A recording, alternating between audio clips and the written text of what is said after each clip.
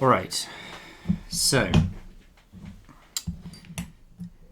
just a little bit about the ESC mounting. So I've sort of checked out the sizes of everything, and they're as I expect, but some points to note here. So the ESCs come with two different kinds of mount. It's kind of a longer gummy and a shorter gummy, and you want to use the shorter gummies because vertical height is at a premium here, and you can just push those through. I tend to use an Allen key. Just push those through the hole, and of course they never quite go when you want them to, but that's it. So you can see that's one's there, and that's all four of them done. And then you want four mounting bolts. Now the ones that come with the arm mat are 16mm, and these are too short. They are not long enough, because when you mount the flight controller you want to make sure that it is away from the ESC. You don't want vibration getting through. This is ArduPilot, so you want it to fly well in EKF assisted mode. So vibration, very key to get that right, and vibration transference from the ESCs, for instance, is quite easy. So you want the flight controller to be away, and these 16mm, I just find these too short. I don't know why they ship them with 16mm. I think you'd have to just whack it all down really tight for that to work. So it's easy to get replacement ones. So these are 20mm, which I find to be the perfect height. And the other thing I tend to do is I use these, so you can buy these off eBay as well. So these are half nuts, so not full nuts, half nuts, and they so again, vertical height at a premium. So you can use, oops, that one there with a half nut on it. Very easy to get these on eBay, and the 20mm, they're button head M3 hex hex drive, just like the replacement ones, and those fit nicely, and you can see there's just enough vertical clearance just below the top there, and so I can tighten those up a little bit. It's nice to do these tight while you've got easy access. So this one there, that's good. I don't tend to use Loctite for these, but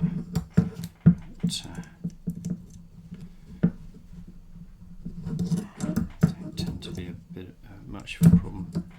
I suppose I could, but it's not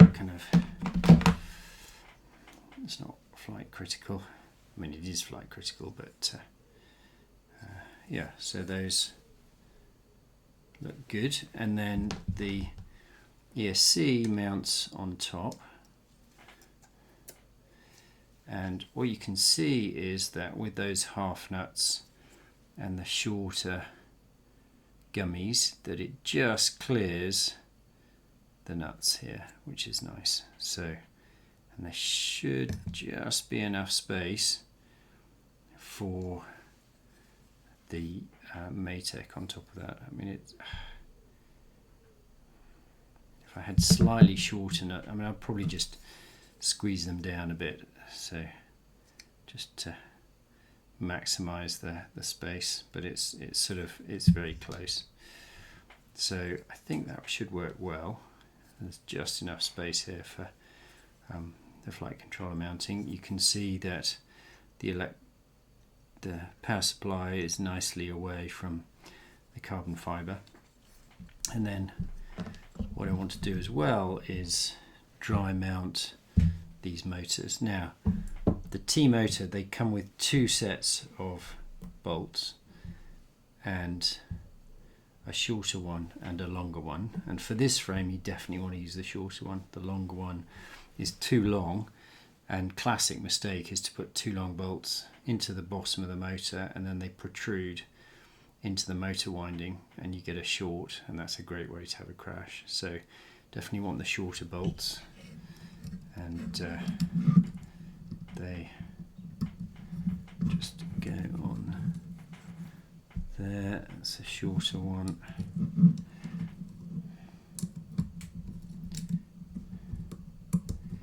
It's nice that everybody's got the motor holes going in the right place now. It used to be a time where I've got some old frames where the motor holes are square like that and you have to wind the wires around, which is a little bit annoying. So anyway, I'm not going to put all the bolts on. 2 is probably enough just to find the right place. And I'm going to do that for all of the motors so that I can cut the cables to the correct length for the ESC, because you see it's got to come all the way around here. It's quite a long cable run.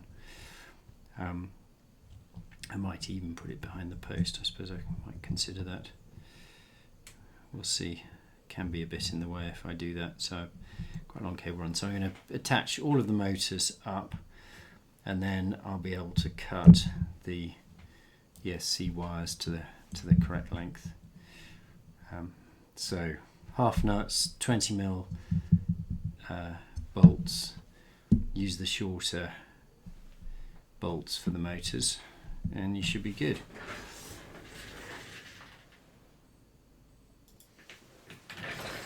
Alright, so I've dry mounted all the motors, and I've just held the wires down with some tape. I have to be a little bit careful because when you're soldering with this it can melt and leave a sticky residue on the arms, but I think that should be okay. You can see I've got a nice big pile of spare T-motor bolts of the wrong size, and here's the ones that are the right size that I've yet to put in. I've only used 2 on each.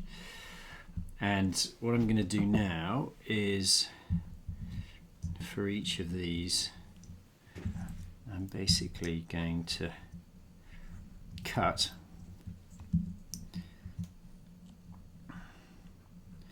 the motor wire to the right length. So you can see that there. I just want it to fit sort of just nicely on there. Obviously you need to leave a little bit for the, but basically like that. So that one there, it's very easy to get these wrong. Get the wrong length and then you're stuck if it's too short. You sort of messed up, so that's why I like taping it down, because then you just sort of you've accounted for all of the cable run. So that's one. Those look good, and I have to strip the ends of these. So what I'll do is I'll do the rest of these. These ones are a little bit more tricky because you just not convinced about putting that inside. I think that's going to be annoying if I do that. I've got other ones. Well, this is my longer one. Yeah, you see on this one the cable run has not gone. Yeah, there's not enough space on the inside, so I think on the outside is the right thing to do there. So again, I just want to make sure I get these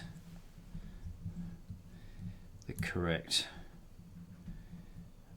length, especially on these ones where you see it sort of coming round there.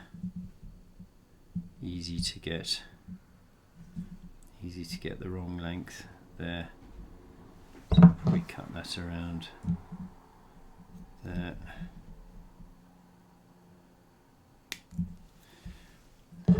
And the next one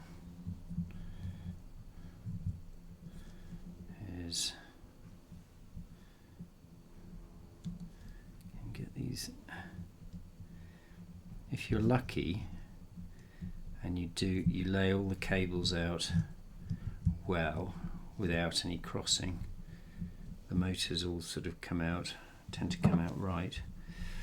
So that's there.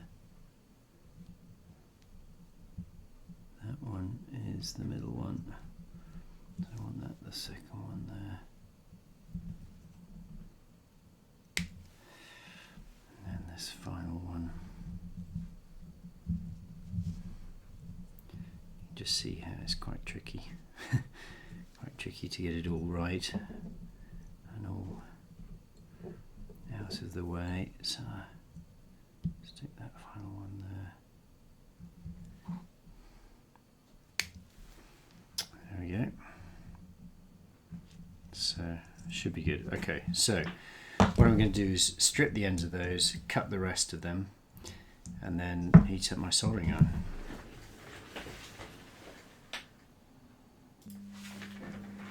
Okay, so I've stripped all of those and solder here. So I'll just do one of these just so you can see what's going on. So a little bit of solder. I'm going to have to use my old man goggles so I can see anything.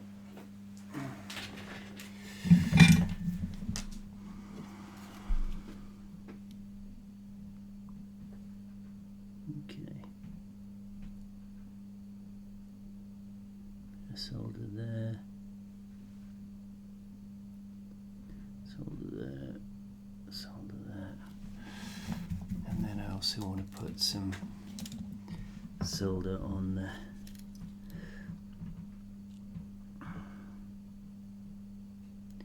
motor outputs on the ESC themselves. Okay. You usually have to have the soldering iron reasonably hot in order to get it to flow. Just do these as well.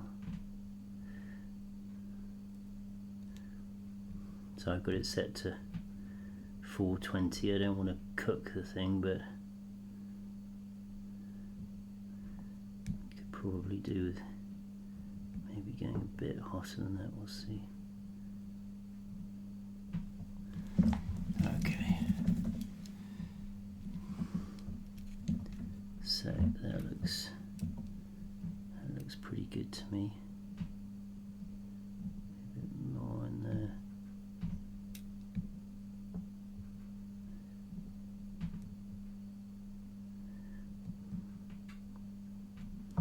Once it's flowed, it works quite well.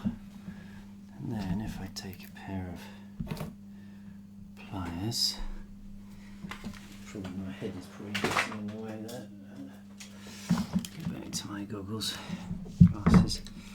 So if I take a pair of pliers, I should be able to just pop these on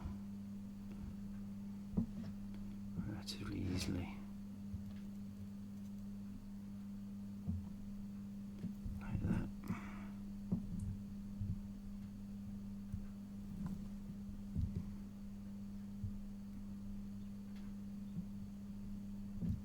Oh.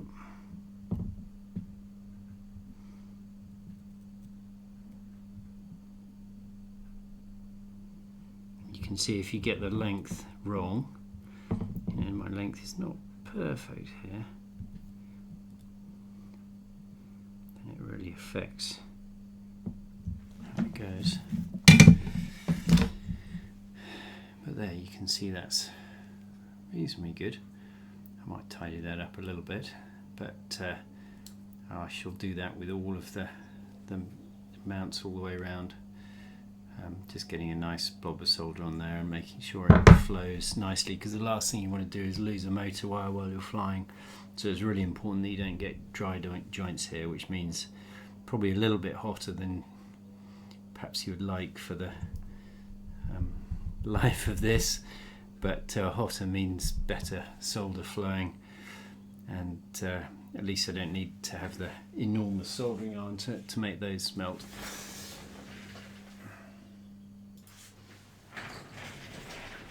Okay, there we are, done.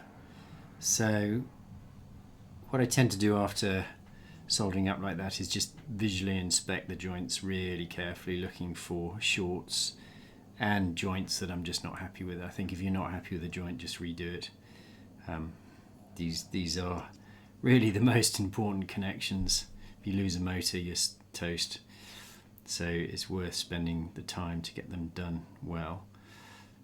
So I've taken the tape off, and those sort of lie okay. So what I'm going to do now is I'm going to unscrew all of the motors to my little collection of screws.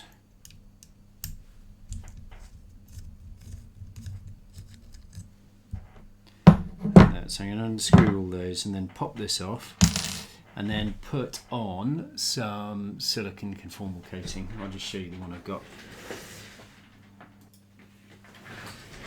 So this is the conformal coating I've got. This is MG Chemicals silicon conformal coating. I think I got this from Farnell.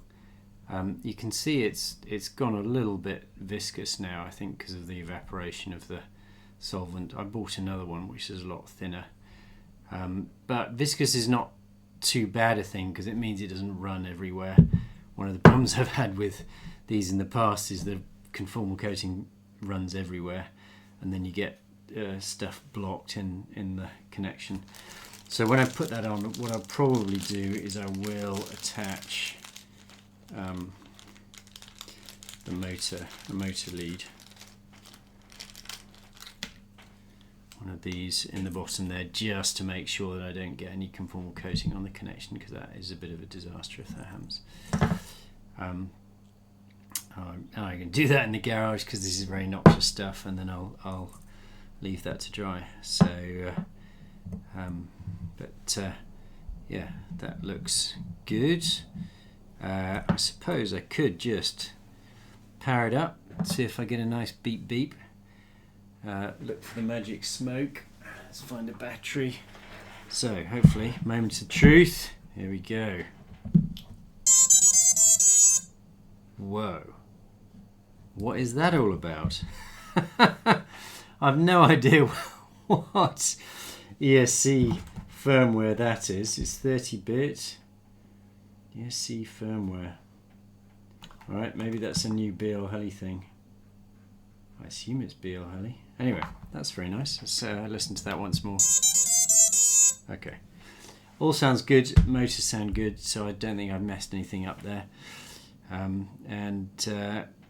At some point I'll connect up BL Heli Suite and see what's on there. So very, very interesting noise that. All right, conformal coating, here we come.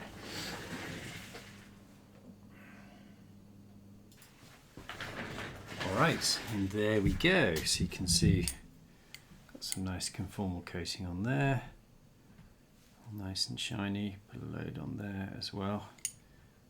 And I put a little bit, this seemed to have already had conformal coating, but I just put a little bit extra on to be safe, just a bit on there. So I think I can mount this now. Now the only thing about the mounting is that I need the camera cable to go underneath, and that's not going to be possible once the thing is mounted. So what I'm going to do is mount the camera cage, and that takes these little 6mm bolts here. I should just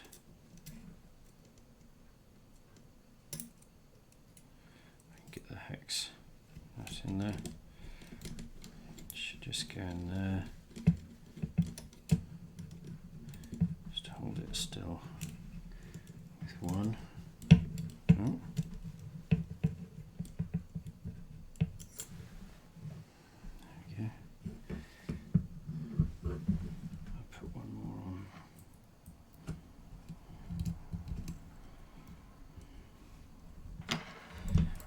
this is just to hold it in place at this stage.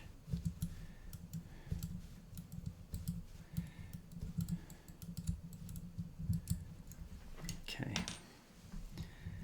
let's move that out of the way for a second. So just so that the camera cable can go underneath, down there. Now I will at this point mount this foam just so it's in there, because it's a bit hard to do once everything else is in there. I'm not going to take the cover off both sides, just one side. I'll take that side off, and then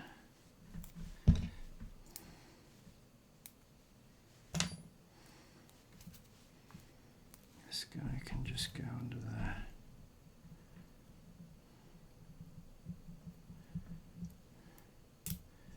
It's interesting that they decided that foam was the only decent way of mounting these things. Anyway, it seems to work pretty well, and it gives a nice solid surface above those countersunk nuts. So that's good there. I actually, the antenna mount I actually flipped the other way up just to raise it slightly. It gives a little bit more clearance, and that means that this guy now, so I'm going to mount it that way. I'm not going to do it yet because I've got a bit of soldering to do, but I just want this in the right position, so with the cable running underneath, so that I can then put this on.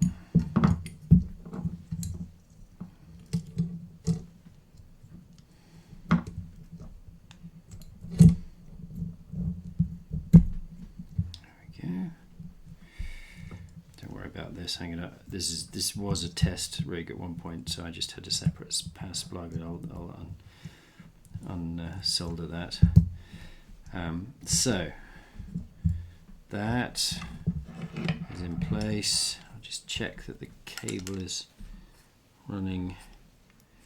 Interesting.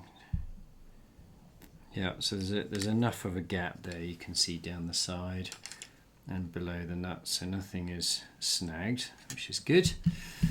And so what I'll do is I'll dry mount all of these again with 2 screws.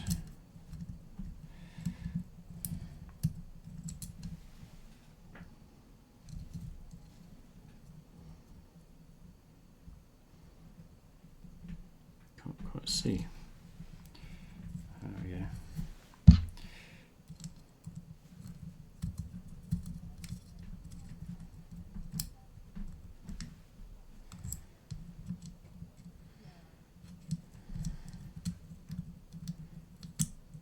Anyway, you don't want to watch me struggling, so what I'll do is I'll dry mount each of those with 2 screws.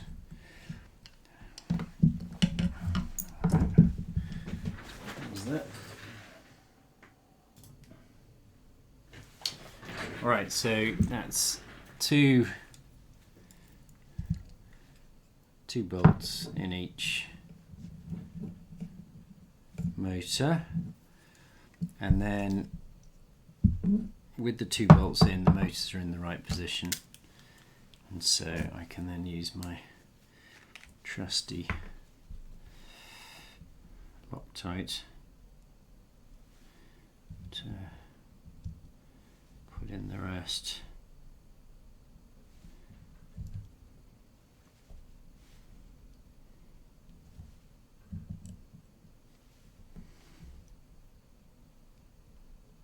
And with, I think actually I'll stop there, because what is easy to do is forget which ones you've been using. So I'll screw those in. You forget which ones you've done the Loctite on. So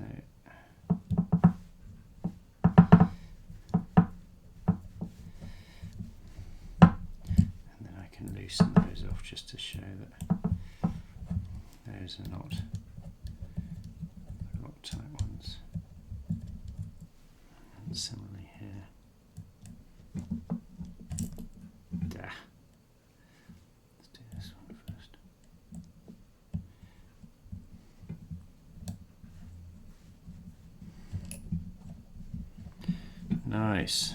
Just drop that in there. And it's got blue stuff all over it. That wasn't very clear, was it?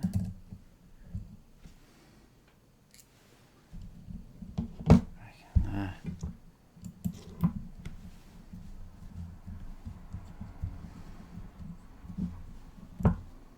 Loosen these off.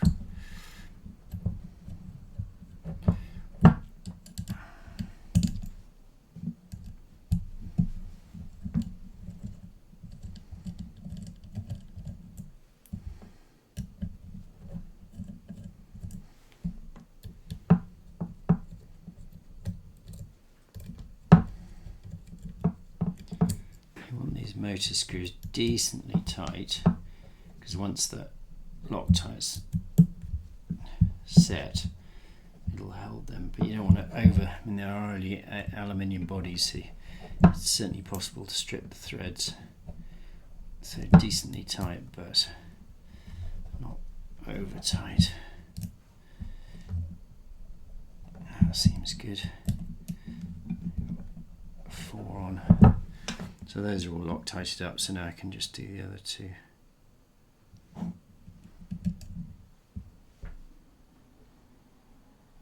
Really only want about half a drop if you can measure that. Oh, I seem to have done way too much. Completely missed that. Whoops. Alright. That's my Loctite supply for the rest of the video.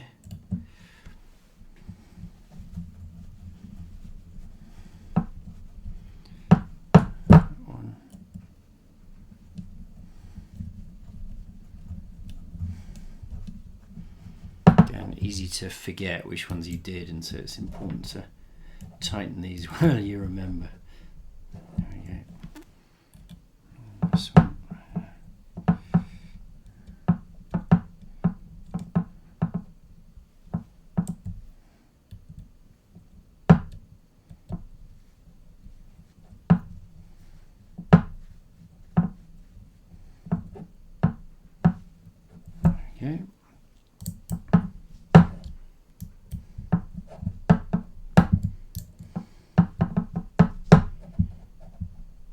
There we go. Okay, so those 2 motors are done. I'll do the other 2 motors now with with the mess of the Loctite.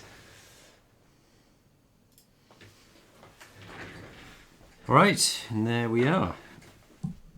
That is the motor assembly and ESC assembly complete. Just a quick listen to that interesting sound again. Very nice. Okay, my Christmas treat. So next step is the electronics assembly, which is going to involve a lot of soldering, but the having a walk snail, the digital video, does make it a little bit easier because you don't have to wire stuff through the flight controller. But this is the Maytech, and that's going to go something like that, I think. And he says, hopefully, that's really only just going to clear. So we shall see. Hopefully it'll all be fine. But I don't know how they managed to make these things with such low clearance. So that's gonna, yeah, we'll see. We'll see what happens there. Maybe I can, sometimes what I do, I can't remember whether I did it on this one.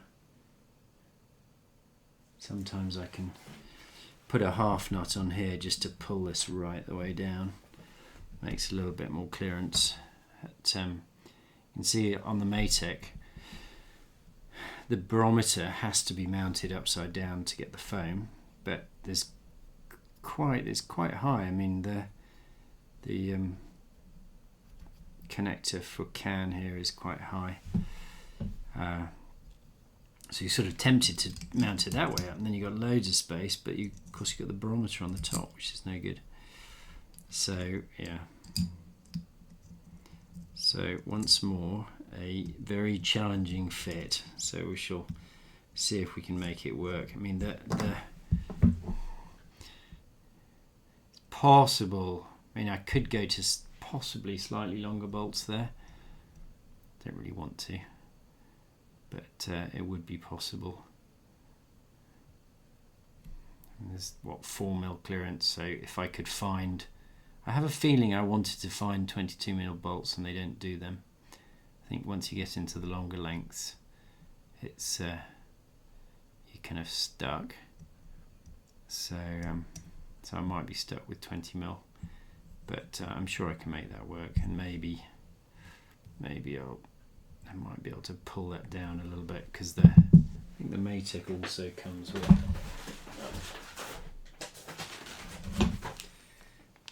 a couple of different kinds of gummy, I feel. Yeah, so they've ish. They've got some sort of shorter gummies, so we'll see if we can make that work. Might just be a lot of squeezing.